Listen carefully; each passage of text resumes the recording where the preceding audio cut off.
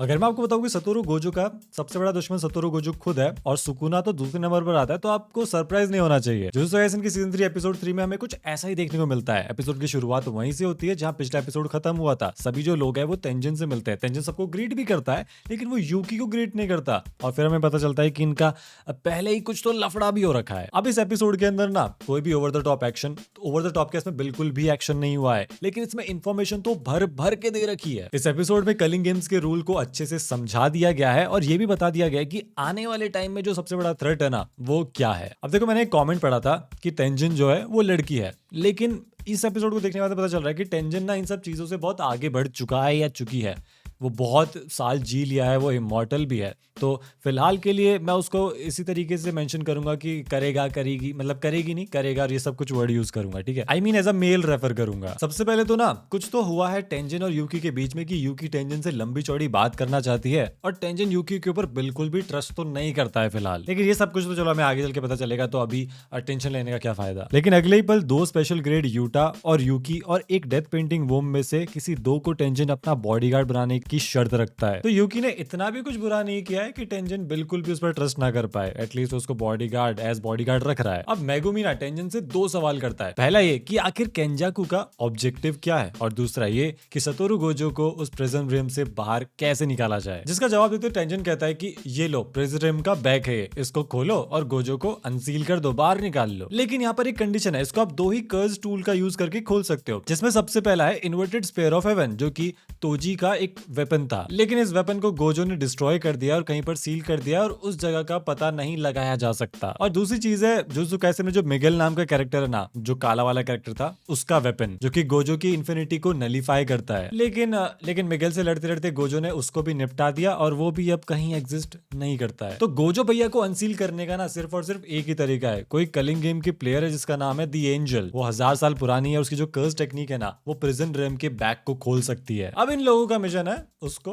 ढूंढना। फिर टेंजन हमें बताता है कि केंजाकू का गोल है ह्यूमन इवोल्यूशन को फोर्स करना जापान के ह्यूमंस पे, और उसके वार्म अप के लिए ये कलिंग गेम एक रिचुअल जैसे वर्क करने वाला है। और वो इवोल्यूशन होगा टेंजन जब जैसे स्टार प्लाज्मा वेसल के साथ मर्ज होते थे, वैसे पूरे ह्यूमन कैन के साथ मर्ज हो जाए। इस पे यूकी कहती है कि जी आप मना भी तो कर सकते हो कि नहीं करना मर्जर, जिस पर टेंजन कहता है कि अब वो एक ह्यूमन नहीं रह गया है, वो एक कर्स्ड स्पिरिट से बहुत ज्यादा क्लोज हो चुका है। तो केंजाकू जब चाहे गेटो की कर्स टेक्निक यानी कि कर्स्ड स्पिरिट मैनिपुलेशन का यूज करके उसको कंज्यूम कर सकता है और अपने हिसाब से यूज कर सकता है। और हमें 6 साइज स्टार प्लाज्मा वेसल और टेंजन के बीच का लिंक भी बताया जाता है, और साथ ही साथ ये भी बताया जाता है कि पहले के 6 साइज यूजर्स ने केंजाकू को हरा दिया था। तब से ये डरपोक केंजाकू प्लाज्मा वेसल और 6 साइज को बचपन में ही मारने का प्लान बना लेता है, लेकिन वो भी वर्क नहीं करता क्योंकि एक 6 साइज या प्लाज्मा वेसल के मरते ही टेंजन के अगले मर्जिंग के जस्ट पहले वो दोनों वापस आ गए। तो उसने प्लान बनाया कि अब देखो वो 6 साइज को मार तो नहीं सकता, तो उसको कैद करना पड़ेगा, और वो कैद कर भी लेता है। और जब तक एक 6 साइज कैद है तो दूसरा 6 साइज पैदा नहीं हो सकता। लेकिन इस साइकिल के अंदर ना एक चीज अलग हुई। तोजी फुशिगुरो का जन्म, उसने प्लाज्मा वेसल को मार दिया। कर्ज मैनिपुलेटर गलत रास्ते पहुंच गया और केंजाकू के हाथ लग गया, और साथ ही साथ प्रिजन रिम भी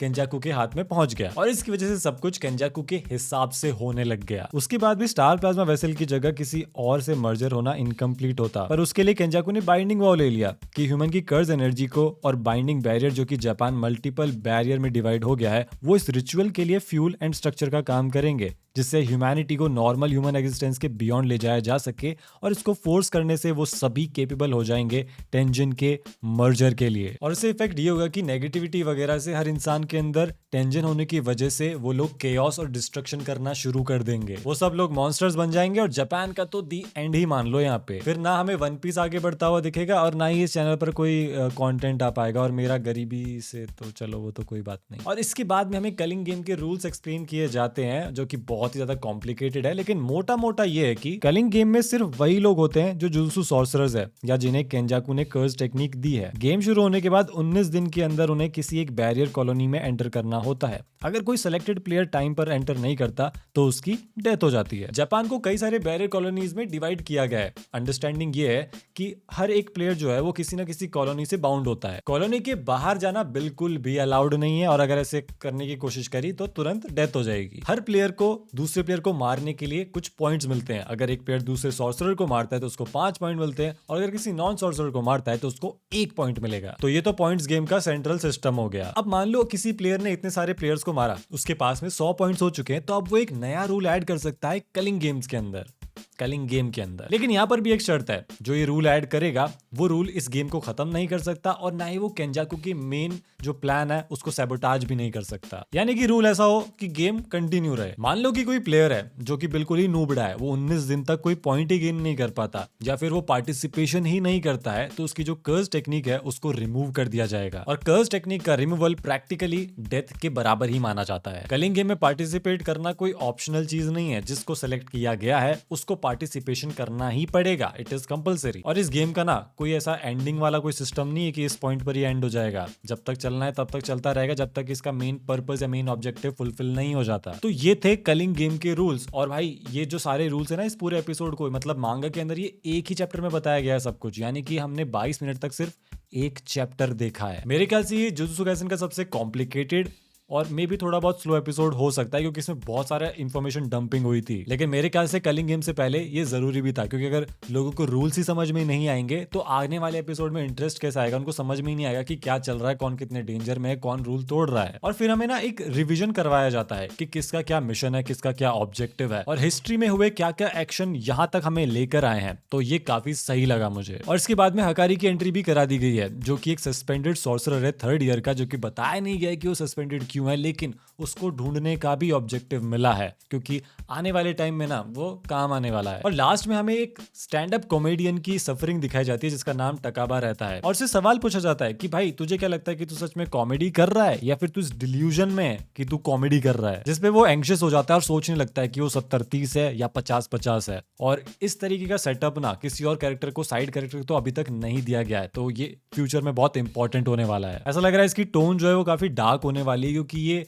जोकर कैरेक्टर जैसा लग रहा है, जो हमने जोकर फिल्म में देखा था, वो भी कॉमेडी करने की कोशिश करता था। तो हाँ, कुछ वैसा ही यहाँ पर भी होने वाला है। हालांकि इस एपिसोड में ज्यादा चीजें नहीं हुई, लेकिन जिस तरीके से रूल बताए गए थे वो बहुत ज्यादा रूल्स थे, लेकिन उनको अगर ध्यान से समझेंगे तो ही वो समझ में आएंगे। तो जो एनिमेशन स्टाइल थी मुझे पसंद आई, और जो थोड़ा डिजिटल गेम वाला लुक भी दिया गया था काफी जगह पे। वैसे इस एपिसोड के अंदर ना मांगा से बाहर की कोई चीज ऐड नहीं करी गई है अलग से, और ना ही मांगा से कुछ चेंज किया गया है, यानी कि ये एज इट इज देखा है आपने। एनीवे यहाँ पर एक चीज अजीब हो रही है कि जो इंग्लिश सबटाइटल्स वो क्रंची रोल और नेटफ्लिक्स दोनों पर थोड़े अलग आ रहे हैं। मतलब कि बाइंडिंग वाओ को क्रंची रोल पे शायद पैक्ट बोला जा रहा है, मे बी नेटफ्लिक्स पर भी बोला जा रहा हो, तो मेरे को याद नहीं आ रहा। ऊपर से लोग मर्जर को असिमिलेशन बोल रहे हैं, जो कि बड़ा ही थोड़ा इन्होंने कॉम्प्लिकेटेड वर्ड चूज किया है, असिमिलेशन।